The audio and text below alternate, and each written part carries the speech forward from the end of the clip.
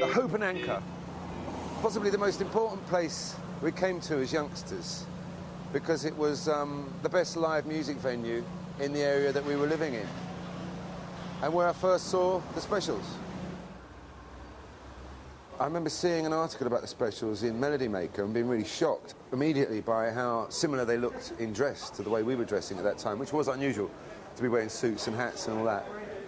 And then secondly, when I was reading the article, they seemed to be doing exactly the same kind of music that we were doing, and we felt we were completely in our own world down here, because this was literally the epicenter of me and about 15 people who had started our own, completely own thing, which involved playing ska and reggae and R&B, I mean 60s R&B and all that. And then suddenly an advertisement appeared here in one of the posters that the Specials were performing. And it really was an epiphanal moment.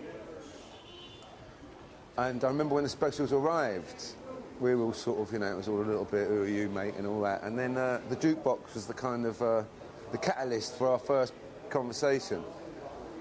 And, yeah, it really is a very clear memory, you know, of meeting them and just realising something was suddenly going on. And then they performed downstairs, probably one of the best gigs I ever saw, certainly one of the most important for me and for the rest of the band, and completely informed us in terms of performance pretty much from there onwards.